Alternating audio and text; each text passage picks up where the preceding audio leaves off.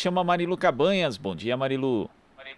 Olá, Glauco, bom dia a todos e todas que estão acompanhando aqui o Jornal Brasil Atual. A gente vai falar agora sobre emergência climática. Foi publicado nesta segunda-feira o relatório do painel intergovernamental de mudanças climáticas da ONU, de 3.000 páginas. É a primeira grande avaliação internacional da pesquisa sobre mudanças climáticas desde 2013. Serão lançados nos próximos 15 meses mais 3 relatórios do IPCC, que reúne aí 195 governos. O novo relatório é resultado de análises durante 3 anos de 14.000 estudos científicos e mostra que o aquecimento global está se desenvolvendo mais rápido do que o previsto por causa das atividades humanas. Os efeitos do aquecimento global, impulsionado aí por emissões de gases causadores do efeito estufa da atividade humana, podem ser irreversíveis e trágicos. A gente vai falar sobre esse assunto com o nosso colunista Wagner Ribeiro,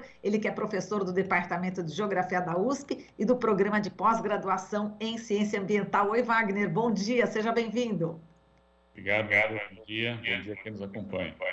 Bom, Wagner, esse relatório estima que o limite de mais 1,5 graus de aquecimento global em relação à era pré-industrial vai ser alcançado em 2030, 10 anos antes do previsto, né? O ser humano tem sido aí nocivo à natureza e essa elevação da temperatura vai provocar mais eventos climáticos extremos de forma sem precedentes na história, né? São dados preocupantes que necessitam aí medidas urgentes. A gente viu aí a apresentação que você me enviou da FAPESP, Wagner, do Paulo Artacho, no site da FAPESP e também de outros especialistas, mas o Artacho destacou uma das frases do relatório que a gente vai começar agora a falar e se debruçar sobre ela, que é a seguinte: mudanças recentes no clima são generalizadas, rápidas, intensificadas e sem precedentes em pelo menos 6.500 anos. Quer dizer, a gente está vivendo um momento trágico da história do planeta, né, Wagner? Exato. Então, na verdade, é uma transição preocupante, porque ela está ocorrendo de maneira muito acentuada, né, a partir das últimas décadas. E isso consequência de ações humanas tomadas, basicamente, a data que se, entre aspas, escolhe é justamente a Revolução Industrial, quando você passa a ter um maior incremento do uso das combustíveis fósseis, naquele momento o carbono, né, basicamente, e depois a gente tem aí incremento, aí já no final do século XIX, começo do século XX, com motor a explosão, e todo o século XX com o uso intensivo aí do petróleo, até hoje, né? Então, e essas ações, tanto a Revolução Industrial quanto o uso do petróleo, são ações humanas. Por isso que cada vez mais se reconhece que a ação humana foi e é a grande responsável por essa aceleração que nós estamos assistindo. Nós já tivemos, no passado, o histórico do planeta aí, de alguns bilhões de anos, vários momentos de mudança climática, né? Isso realmente tem registro histórico bastante interessante. Você pegar uma geleira nos Andes, mesmo na Antártica, você vai encontrar vestígios interessantes de oscilação do clima, né? Até no relevo de São Paulo, estado de São Paulo, você tem também, aqui perto de Itu, Varvita é uma rocha maravilhosa, você tem lá marcado claramente período mais seco, período mais chuvoso, enfim. O que muda dessa vez é que esse processo está sendo muito rápido, né? Nós não estamos preparados, infelizmente, para enfrentar as consequências dessa mudança drástica. E, de fato, né, as consequências são bastante preocupantes, como você já disse, né? Nós temos aí a possibilidade de que os eventos se tornem mais intensos, né? Ou seja, as chuvas, quando vierem, serão muito intensas, a seca, quando vier, ela será também bastante intensa. Agora, recentemente, tivemos esse período de frios mais intensos no estado de São Paulo, no Brasil como um todo, inclusive. Assistimos também no Canadá chegar a temperatura de 38, 40 graus, né, que é nada comum também. Então, essa intensificação dos eventos climáticos, ele é, de fato, muito preocupante, porque quando a gente tem esse tipo de situação, Marilu, nós afetamos algo fundamental, que são, basicamente, os ciclos biogeoquímicos da natureza, né? Especialmente o ciclo da água, fazendo com que a água ocorra com muita intensidade, aquela chuva muito forte, você não consegue reter a água para produzir, para gerar energia, a água acaba se tornando um vetor de desastres, né? Escorregamento de vertente, enfim, inundações, ou também não menos grave, que é a seca, né? Você tinha a previsão de um determinado volume de água, que de volume não veio, e aí você passa a enfrentar situações de escassez hídrica, né, como nós estamos vivendo, inclusive, também no Brasil, afetando reservatórios para geração de energia, abastecimento urbano, enfim. Então, as consequências são realmente muito preocupantes, por isso é preciso, o mais rápido possível, né, atentar para essa questão, fazer com que os governos se sensibilizem para que a gente possa conter essas emissões e, com isso, protelar essas mudanças. Exato. Agora, dentro desse painel, né, a gente viu também, Wagner, a respeito, enfim, do aumento aí do CO2, do óxido nitroso, né, que é inclusive utilizado cada vez que se coloca, né, fertilizantes no solo, e também tem o metano, né, e aerossóis. Eu queria que você falasse um pouco sobre esses dados, né, que foram revelados pelo IPCC, no que se refere aí aos perigos que a gente está passando por conta, né, dessa intensificação, inclusive, do agronegócio, né, na agricultura também, né? Muito bem lembrado. Veja, nós temos aí, você já deu a própria resposta, né? Na verdade, a intensificação do agrotóxico na agricultura também gera problemas, né? Gera também gases que podem intensificar o aquecimento global, porque são gases que eles têm dificuldade de se dispersar, né? Por isso faz com que o Sol, quando emite a radiação, ela bate na superfície, parte superfície terrestre, parte é absorvida, parte é refletida, ela não se dispersa. Por isso que nós temos um aquecimento em todo o planeta, né? Uma analogia é como se nós estivéssemos sobrepondo cobertores, né, um sobre o outro, e isso, evidentemente, faz com que o planeta se fique mais aquecido.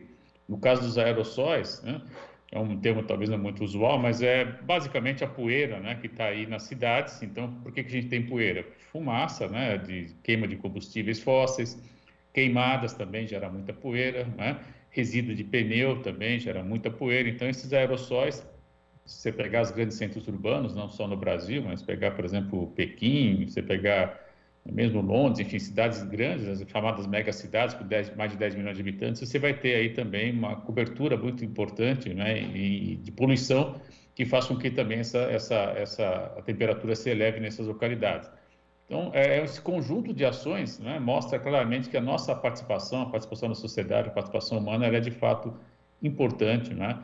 E esses estudos, eles estão sendo cada vez mais detalhados, mais apurados, né, Maria Helena? Por isso que a gente consegue, nos anos 80, esse trabalho era muito incipiente, você tinha modelos muito básicos, mas depois desses 30 anos, a gente consegue ter já uma melhor métrica, né, de averiguar quanto cada atividade humana consegue impactar, né? Isso, de fato, faz com que a gente tenha aí um quadro bem melhor, bem mais apurado, bem mais definido, inclusive conseguindo chegar nesse detalhamento importante que você mostrou, quanto que o setor do agronegócio emite, quanto que o setor do transporte aéreo, transporte naval, enfim, poluição por automóveis, né, geração de metano por hidrelétrica, enfim, a gente consegue hoje quantificar esses valores e isso faz com que o debate fica mais qualificado, né, e a gente consegue também, a partir daí, essa é a segunda etapa que nunca é cumprida, propor ações para mudar esse padrão de produção. Essa é a grande questão que está posta. E isso, ou a gente faz ou a gente faz, não há escolha, né? Temos que passar rapidamente para uma transição ecológica, uma transição justa, do meu ponto de vista, uma transição que seja planejada, que permita que nós possamos requalificar trabalhadores que vão perder postos de trabalho, isso é verdade, né? Tem que ser pensado isso. Imagina toda a cadeia de produção de combustíveis, por exemplo, né? Você vai ter gente que vai perder o seu trabalho. É preciso, então, requalificar esse pessoal, né? Prepará-los para novas funções, porque esse novo mundo que vamos ter que construir, ele vai exigir necessariamente, né, a recuperação, por exemplo, de vertentes, a recuperação de rios, e a gente pode, então, pensar em requalificar as pessoas para atividades dessa natureza, né? Produção mais orgânica, enfim, há uma série de possibilidades. A literatura também é bastante farta nesse sentido, Marilu. Agora, vamos falar um pouquinho aqui, obviamente, do Brasil, né, Wagner? O impacto realmente será grande se a gente não fizer algo, se o governo brasileiro não fizer algo urgente. Agora, dentro desse governo Bolsonaro, a preocupação, acho que realmente multiplica-se em muitos números, porque realmente a gente vê exatamente um retrocesso nessa área, né, Wagner? Vamos falar como é que está o Brasil, quais são as regiões principais que poderão ser afetadas caso alguma providência não seja tomada urgente. Veja, Marilu, esse relatório IPCC ele tem algo muito interessante, porque ele conseguiu chegar numa escala regional. Os estudos mostraram aí, felizmente, bom, nos anos 2000, né, a gente tinha aí análises muito genéricas, muito amplas, né? Eram mapas que você não conseguia basicamente detalhar. E agora não, nós temos já de fato várias análises bem pontuais que permitem chegar a cenários mais precisos, né? O caso brasileiro preocupa muito a Amazônia, porque ela pode perder vegetação, né, e chegar a um ponto de não retorno, já que nós sabemos que a grande volume de água importante que a Amazônia gera é gerado pela própria floresta. Isso pode fazer com que você diminua a evapotranspiração e, desse modo, diminuindo a água na floresta, ela vai diminuir a biodiversidade, inclusive vai diminuir a água que vai chegar aqui no sul-sudeste também. Isso é importante ter essa clareza, né? Também o relatório mostra que o semiárido nordestino vai ter períodos de secas ainda mais intensos. Então, nós estamos, entre aspas, né, habituados também, entre aspas, a secas de 5 a 10 anos. Talvez essas secas sejam mais recorrentes e com mais intensidade, né? E no sul-sudeste se prevê também mais chuva, né? Chuvas mais intensas. Então, se você pensar que nós temos metrópoles como São Paulo, Belo Horizonte, mesmo Rio de Janeiro, onde as áreas de risco são bastante frequentes, era necessário, desde já, terem-se em conta, né, e propor ações para enfrentar esses desafios que nós vamos ter que ir em breve, né, que é o aumento aí, por exemplo, de enchentes, alagamentos, escorregamento de vertente. Então, a gente, infelizmente, não enxerga nenhum tipo de ação do governo nessas áreas, né? Ao contrário, a gente vê a intensificação do desmatamento na Amazônia, a gente vê, infelizmente, a descontinuidade de programas importantes, como o Milhão de Cisternas, que permitiu que a população no semiárido conseguisse ter água para a produção, ter água também para o seu consumo próprio. E no sul-sudeste a gente também não enxerga nenhum tipo de ação de precaução, né, que possa aí levar a uma política que preveja essas ações e permitam que a gente não tenha, pelo menos, não tenhamos mortes, né? Ou seja, teria que ter um trabalho de realocação de população, requalificação urbana, produção de moradia de qualidade, enfim, em áreas mais adequadas. E isso tudo não está sendo feito, infelizmente. Exatamente. E o Centro-Oeste com as queimadas, então, e a gente está vendo aí a crise hídrica, então a gente está vendo o Rio Paraguai praticamente baixando níveis assim surpreendentes, né, Wagner? O Centro-Oeste também é preocupante, né? Sem dúvida, Marilu. O Pantanal está mostrando hoje, né, um quadro bastante agudo, com perda também de água, né, de perda de água no sentido das chuvas que eram frequentes também diminuiu muito a intensidade. Há uma preocupação grande com incêndios no Pantanal. Nós tivemos no último ano passado recordes, infelizmente, também de incêndios nessa parte importante do planeta, especialmente do Brasil, né? Eu digo importante do planeta porque o Pantanal é tão singular em termos planetários que realmente ele interessa não apenas ao Brasil, né? De fato uma área muito, muito interessante em termos de biodiversidade, etc. Não dá para falar muito agora, mas é de fato uma peculiaridade planetária que deveria ser mais bem cuidada pelo Brasil.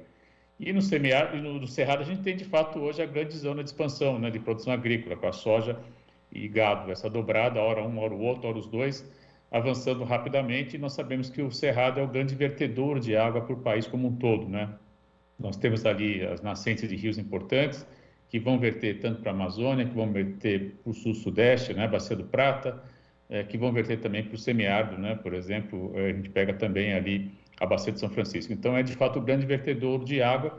Se você diminui a biodiversidade, diminui, portanto, também a floresta, né, a mata, a vegetação que ali ocorre, e é um mosaico, né, não é só um tipo de vegetação que a gente tem lá, a gente pode ter, de fato, consequências seríssimas, que é a diminuição da chuva como um todo, o que é muito preocupante também.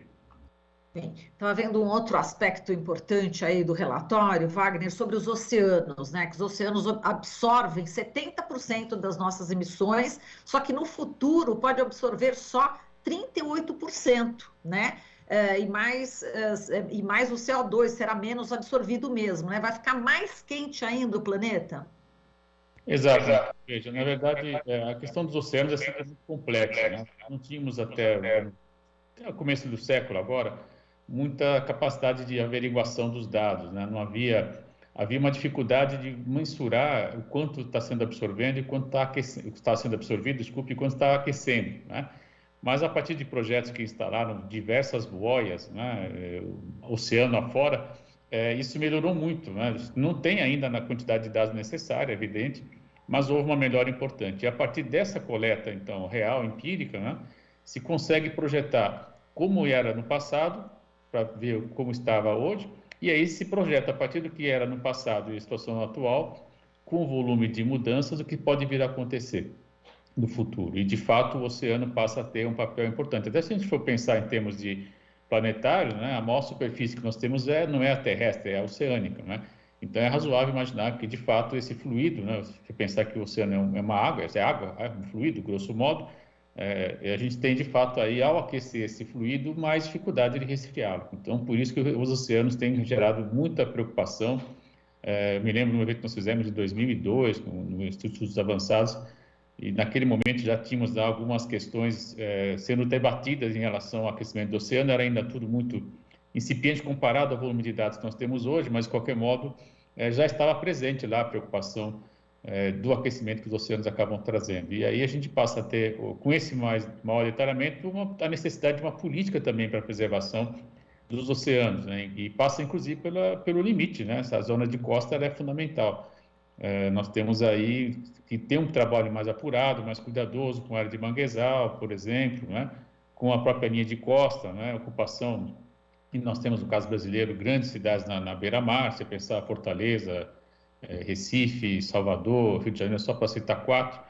Há uma verticalização importante, isso tudo muda toda a dinâmica de ventos, faz com que a gente tenha também maior aquecimento nessas áreas, isso também leva a mudanças importantes, enfim, não dá para falar muito agora, mas, de qualquer modo, é um complexo sistema, né? E em linhas gerais, pensa que é um fluido, né? Uma água que está ficando mais quente, e ao ficar mais quente ela vai mudar toda a dinâmica também de distribuição de massas de ar, vão vir mais aquecidas também para a superfície terrestre, e isso tem implicações seríssimas. E Wagner, falando em oceano, a gente está vendo aí que o nível do mar realmente pode aumentar, de fato, a projeção é lá para frente, eles chutam lá para 2.300, né? O potencial do nível do mar pode chegar a 15 metros, quer dizer, a gente tem 15 metros acima, né? Agora, de fato, por conta de toda essa mudança climática, o mar, aqui, a zona costeira do Brasil, pode ser gravemente afetada, né, Wagner? Sim, Marilu, nós temos aí outro desafio importante, né? E aí algumas soluções têm sido adotadas mundo afora, elas são sempre muito caras, né? Não tem nada simples. O país mais avançado são os Países Baixos, não por outra razão, né? Holanda, porque eles criaram um território ao, entre aspas, né, alagar o oceano, né? Na verdade, criaram um território, né? Você tem parte da Holanda que você anda, o mar está acima da estrada que você está percorrendo. É muito curioso isso, né? E, evidentemente, eles estão muito preocupados com isso. Então, a ideia qual seria? Seria produzir barreiras, né, artificiais, ou seja, uma grande obra de engenharia para você conter e regular esse volume de água que estaria chegando mais próximo à superfície terrestre. Tudo bem, no litoral holandês, comparado ao litoral brasileiro, né, bem menor, né? Então, eu não tenho aqui precisamente em termos de área, mas o Brasil tem 8.500 quilômetros é uma enorme costa, uma importante costa, e com aquilo que nós vimos há pouco, com uma ocupação muito densa. Se você pensar a Baixada Santista, se você pensar, enfim, Salvador, etc., nós temos aí áreas metropolitanas, inclusive, muito densas, e pensar num tipo de retenção dessa água, né, para evitar que ela chegue e faça estragos, acho que é um desafio bastante grande. Santos tem um exemplo importantíssimo, aquele sistema de canais, não vou lembrar agora exatamente de que ano, mas é um sistema muito interessante que faz com que a água do mar penetre e ela não causa problemas, né? Salvo momentos de maior intensidade, mas em geral ela é absorvida e depois ela é devolvida para o oceano, o fluxo acaba sendo organizado. É uma possibilidade também, produzir canais que permitam que essa água adentre e depois ela consiga voltar. Mas são desafios extraordinários, né? Veneza, por exemplo, está querendo fazer também um portal, né, um portão, para evitar com que essa água destrua o patrimônio edificado de Veneza, que é um patrimônio de interesse mundial, inclusive, e também, evidentemente, movimenta o turismo lá. Então, são situações ainda muito caras, muito incipientes, e, portanto, o que temos que fazer é evitar que o oceano suba, né? Então, vamos fazer as ações para evitar que tenhamos que tomar ações tão caras e tão difíceis como são, de fato, essas que a gente citou há pouco. E tem a ver com o derretimento do Ártico, não é, Wagner? Sim, o derretimento do Ártico também, parte da Antártica, né? As geleiras também perdendo água, mudando o estado da água, né? Em vez de gelo, ela se liquefaz, e aí isso tudo vai verter para o oceano, não tem jeito, né? E é evidente que, pensa de novo, é um fluido, está recebendo mais água, ele vai aumentar, ele vai expandir, né? Além do que o aquecimento também faz com que as moléculas se expandem. Então, você tem dois fatores associados, a presença de mais água e o aquecimento dessa água, né? Então, esse fluido ele fica mais aquecido. Então, é fácil você entender, quando você ferve a água na panela, né, começa a haver uma expansão, é isso que está ocorrendo. É claro que não está fervendo, ainda bem, né? Se chegar a 100 graus no oceano, é uma situação bem difícil, mas, de todo modo, esse processo de aquecimento já está em curso, associado a ele, você tem mais água chegando. Então, você vai ter, de fato, a elevação do nível, o que é muito preocupante. Exato. Em relação a enfim, a essas geleiras, né, que estão derretendo, isso já é irreversível, né? Isso a gente já perdeu, né, Wagner? Olha, Marilu, você fala isso dá até um certo frio na barriga, né? Porque nenhum desses eventos, nós organizamos 2 eventos importantes em escala sul-americana, sem parceria com o professor Pedro Dias, um grande amigo, ele é matemático, mas é um grande meteorologista, é atual diretor do Instituto Astronômico e Geofísico da USP, e naquele momento havia um colega argentino, agora me falha o nome, e ele já mostrou uma sequência de fotos, isso foi em 2005, se me lembro bem, onde ele mostrava o avanço do degelo nos Andes, né? E era algo que me preocupava já naquele momento. E depois ele fez um outro trabalho mostrando em Ushuaia, que é lá no extremo sul da América do Sul. E ele dizia, olha, está nesse ponto, né? Você falou em 2005, né? E se a gente vai olhar essa imagem de satélite agora, de fato, houve uma diminuição ainda mais drástica, né? Isso traz preocupações, por exemplo, você pensar em La Paz, é uma cidade que começa a 4.000 metros de altitude, chega a 2.500, 1.800 em alguns pontos, e grande parte da água que abastece esse conglomerado importante populacional vem justamente dos Andes. Então, você tem também essa dificuldade, você passa a não ter uma fonte importante de água, né? E você não vai conseguir subir a água a 4.000 metros para abastecer ela alto, por exemplo, onde está o aeroporto, a base política do Evo Morales, por exemplo, né? Então, são questões que trazem consequências seríssimas na escala local e trazem também consequências seríssimas na escala regional e na escala internacional. Por isso que essas questões de mudanças climáticas elas são tão fundamentais, tão centrais hoje. E, do meu ponto de vista, a ordem ambiental das mudanças climáticas tem que ser incrementada com mais vigor, né, com mais força. Nós precisamos fazer com que os tomadores de decisão se sensibilizem com essa discussão e promovam ações para a diminuição das emissões de gás de efeito estufa. Sem isso, nós não vamos conseguir avançar e as consequências serão drásticas, né? Felizmente, a gente tem hoje a juventude na rua, pautando essa questão, né? Acho que a Greta é a grande liderança e a gente espera que isso cresça e aumente, né, a mobilização para gerar pressão junto aos dirigentes. Muito bom, valeu, Wagner. A gente agradece aqui a sua participação. Forte abraço para você e até semana que vem. Até semana, Maria. Até mais. Falamos aqui com Wagner Ribeiro, professor do Departamento de Geografia da USP e do Programa de Pós-Graduação em Ciência Ambiental. Você está ouvindo Jornal Brasil Atual. As notícias que os outros não dão.